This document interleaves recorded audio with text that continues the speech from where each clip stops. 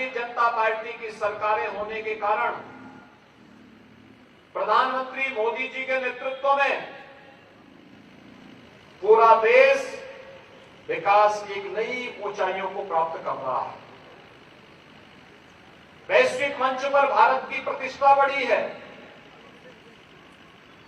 आज दुनिया की कोई ऐसी समस्या नहीं जो भारत के बगैर समाधान हो सकती हो। आज भारत दुनिया के अंदर पिछड़ों नहीं एक नेतृत्वकर्ता देश के रूप में है। और यही नहीं, जब ये देश आजादी का अमृत महोत्सव मना रहा है,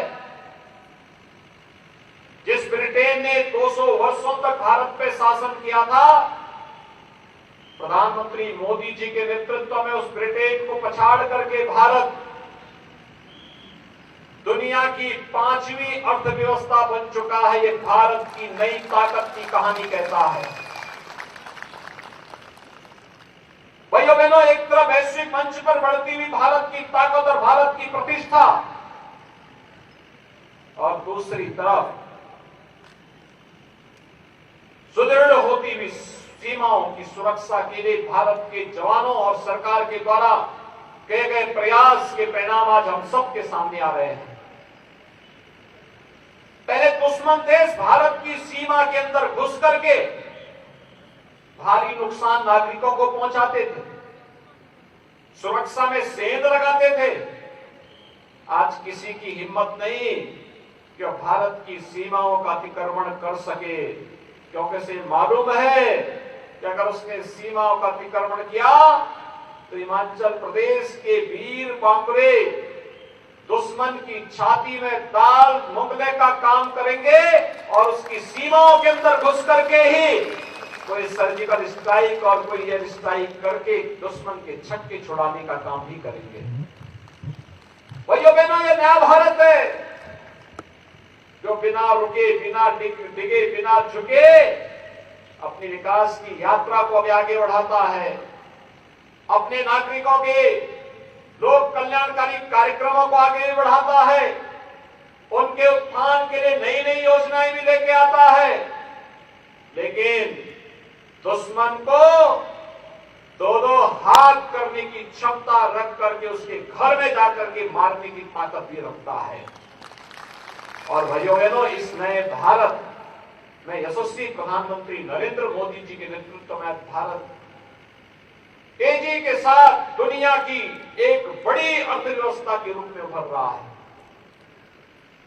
आजादी के अमृत महोत्सव के मुख्य महोत्सव में प्रधानमंत्री मोदी जी ने देशवासियों को संबोधित करते हुए कहा था, पंच प्रण की बात कही थी।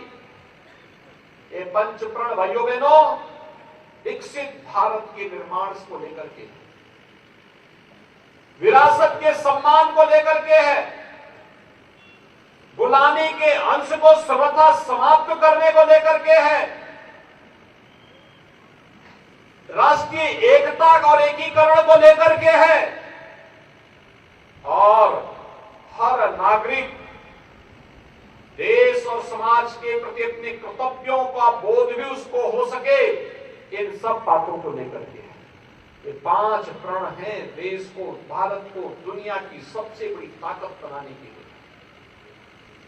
विकसित भारत, 5वीं अर्थव्यवस्था भारत का बनना उस दिशा में एक शुभ संकेत है। भारत, हमारा देश भारत विकसित होगा, भारत के प्रत्येक नागरिक के चेहरे पर खुशहाली आएगी, उसकी आय बढ़ेगी, रोजगार, नए नए रोजगार मिलेंगे, लोगों में समृद्धि आएगी। और आज उस प्रकार के कार्यक्रम हो भी रहे हैं। गुलामी के अंशों को समाप्त करना और विरासत का सम्मान भी करना। अयोध्या में भगवान राम के भव्य मंदिर का निर्माण का कार्य होना भाइयों बहनों विरासत का ही सम्मान है। काशी में काशी विश्वनाथ धाम का निर्माण होना ये विरासत का ही सम्मान है।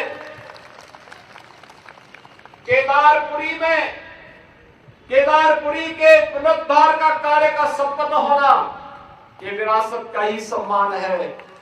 और भाइयों बहनों, महाकाल में महान लोक का लोकार्पण होना ये विरासत का ही सम्मान है। आजादी के अमृत महोत्सव कार्यक्रम के अवसर पर राष्ट्र नायकों का स्मरण होना भी ये विरासत का सम्मान है। हर घर पर तिरंगा का फहराना भी ये विरासत का सम्मान है।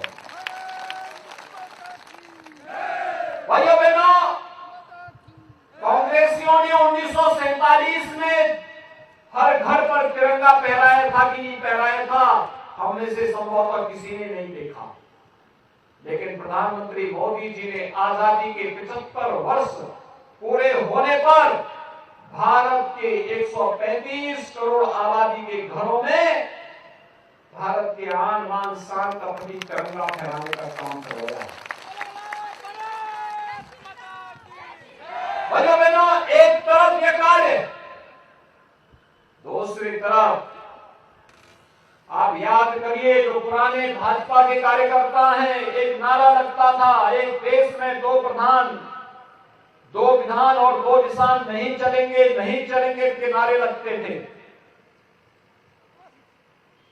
इस देश के अंदर आतंकवाद की जड़ थी, कश्मीर में धारा 370। प्रधानमंत्री मोदी जी ने एक झटके में धारा 370 को समाप्त करके जम्मू एंड कश्मीर को भारत का अंग वैसे ही बना दिया जैसे हिमाचल प्रदेश है। आज हिमाचल प्रदेश और बौद्ध का भी कोई नौजवान चाहे तो जम्मू कश्मीर के अंदर जमीन खरीद सकता है और वहां अपने लिए आवासीय सुविधा प्राप्त कर सकता है। आज भारत का कानून जम्मू कश्मीर पर भी बराबर लागू होगा। एक भारत श्रेष्ठ भारत की एक नई कहानी को यह कहता है। तो भाइयों बहनों, कोरोना कालखंड में इस सदी की सबसे बड़ी महामारी के दौरान अपने नागरिकों को कैसे बचाया जाना चाहिए, जीवन और जीविका की रक्षा कैसे होनी है, ये भी आपने देखा। फ्री में टेस्ट, फ्री में उपचार, फ्री में वैक्सीन और फ्री में राशन की सुविधा भी तो 80 करोड़ लोगों को देश के अंदर मिला था। भाइयों बहनों, मैं आपसे पूछना चाहता हूं, अगर ये बीमारी दुर्भाग्य से कांग्रेस के शासन में आती तो क्या ये फ्री में राशन की सुविधा मिल पाती? आप थोड़ा बोलिए, मुझे बताइए। अगर आपको विश्वास है तो बोलिए, नहीं है तो बता दीजिए कि हमें कांग्रेस में विश्वास नहीं था, कांग्रेस नहीं देती। क्या कांग्रेस वैक्सीन दे पाती फ्री में? और बताओ, क्या कांग्रेस कश्मीर से धारा 370 हटा पाती? और क्या कांग्रेस अयोध्या में राम मंदिर का निर्माण करा पाती? भाइयों बहनों, कांग्रेस न सीमाओं की सुरक्षा कर पाती, न धारा 370 को हटा पाती, न अयोध्या में राम मंदिर का निर्माण करा पाती, न कोरोना प्रबंधन का इतना अच्छा प्रबंधन नहीं कर पाती। आज तो हिमाचल प्रदेश में डबल इंजन सरकार में हर घर नल की योजना लागू हो रही है। हिमाचल प्रदेश के दुर्गम गांवों में भी शुद्ध पेयजल की आपूर्ति करने का कार्यक्रम प्रारंभ हुआ है। हर गरीब को 5 लाख रुपए की स्वास्थ्य बीमा का आयुष्मान भारत और हिम केयर के नाम पर स्वास्थ्य बीमा का कवर प्रतिवर्ष के लिए दिया जा रहा है। वृद्धजनों को वृद्धावस्था पेंशन, दिव्यांगजनों को दिव्यांगजन पेंशन, विधवा महिलाओं को निराश्रित महिला पेंशन का लाभ दिया जा रहा है।